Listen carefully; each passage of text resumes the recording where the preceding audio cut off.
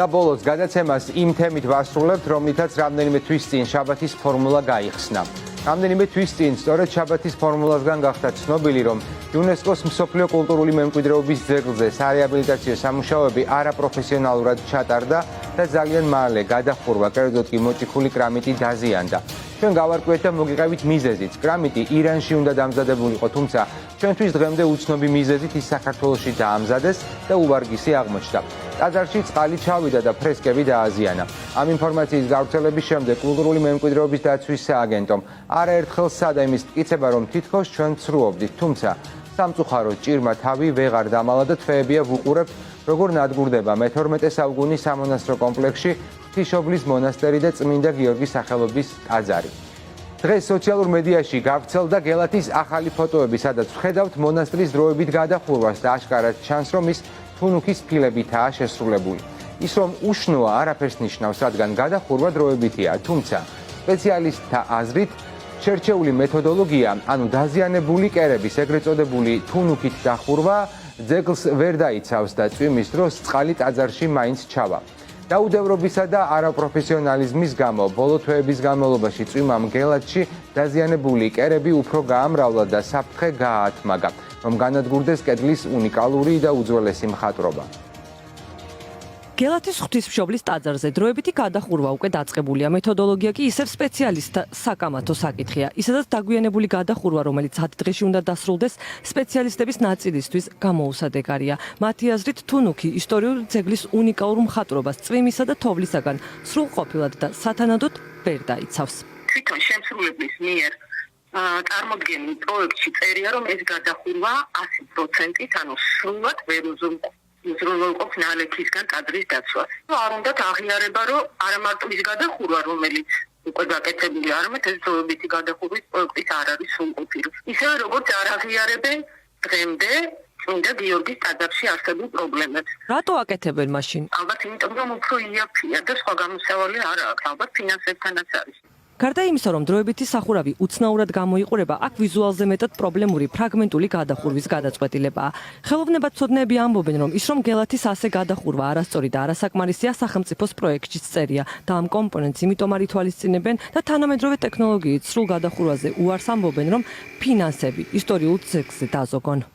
სახელმწიფოა ვალდებული და ცენტრმა უნდა მოიძიოს ეს ფინანსები იმისათვის, რომ სრულყოფილად გაკეთდეს გადახურვა. თვითონ უწერიათ პროექტში, რომ ეს ფინანსურად ბევრად უფრო იაფი დაჯდებაო და ამას მივანიჭეთ უპირატესობაო. უნდა განხილულიყო რამდენიმე ვარიანტი ამ გადახურვის, რომელიც ყველაზე დამზოგავი იქნებოდა.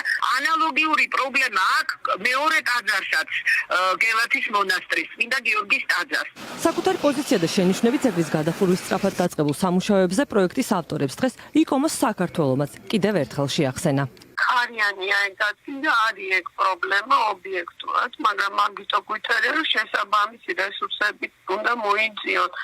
ახალი ტექნოლოგიებით მაგის გაკეთება შესაძლებელია. პროექტით გათვალისწინებულია სეგმენტური გადახურვა, რაც თვითონ ამ პროექტის განმარტებით პარაჩი წერია, რომ ვერ დაიცავს.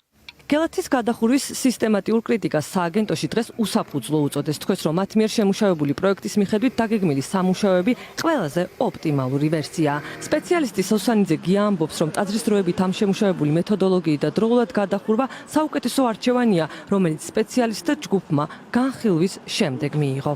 ამისი გადახურვა მთლიანად, ტოტალურად მთელ ტაძარზე, რაც განაპირობებდა ამ შემთხვევაში მთელი ტაძრის რთულად დატვირთვას თქვათ, არა იმდენად სიმძიმით, არამედ ის, რომ იქ ქარების სიმძლავრე, რომელიც აი ამ მთელ იმას შესაძლოა უფრო კრიზისული მდგომარეობა შეექმნა ტაძრის სხვა ნაწილების მიმართ. ვერ გაუძლოს, ეს ძალიან პირობითი სიტყვაა რა. ეს არის სუბიექტური პოზიცია, აი ყველა ნებისმიერმა შეიძლება თქვას, რომ იცით შეიძლება ვერ გაუძლოს, შეიძლება გაუძლოს. კარგად გულდასმით გაკეთებული და ხარისხიანად გაკეთებული საფარმა ყველა შემთხვევაში უნდა გაუძლოს. მაგრამ ის არ იყო კარგი, დაგებული იყო ცუდი და ამიტომ მოხდა ეს საგანგაშო სამარცხვინო სიტუაცია.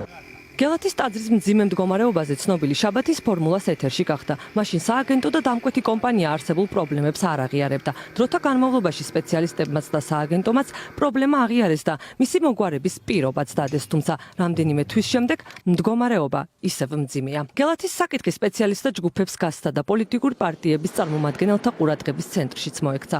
ოპოზიციური პარტიის წევრებმა პასუხისმგებლობა გელათში მომხდარ დაუდევრობაზე სააგენტოსა და ქვეყნის ხელისუფლებას დააკისრეს. არც სამინისტრო, არც ძეგლთა დაცვის სააგენტო სათანადო პასუხისმგებლობით არ ეკიდება ამ საკითხს და ჩვენ ვხედავთ, რომ პრობლემიდან პრობლემამდე სურთ გადააგორონ გელათის უმნიშვნელოვანესი და ძალიან კრიტიკული პრობლემა და რაც შეიძლება მიჩუმათებით მოეკიდონ ამ საკითხს, რაც იქნება უპატიებელი შეცდომა. იმის გამო, რომ ქართულ ოცნებას ფული მოეპარა გელათზე, ადგა და ისეთი კომპანია დაიქირავა, რომელსაც არანაირი გამოცდილება არ ქონდა ამისი გადახურვა არასწორად, ტექნოლოგია არასწორია, შეიძინეს უხარისხო ესე რომ ვთქვათ კრამიტი და ეს არის ნათელი დადასტურდა დაკარგული 7 წელი, მოპარული მილიონები და ესე განადგურების პირას მყოფი გელათის მონასტერი.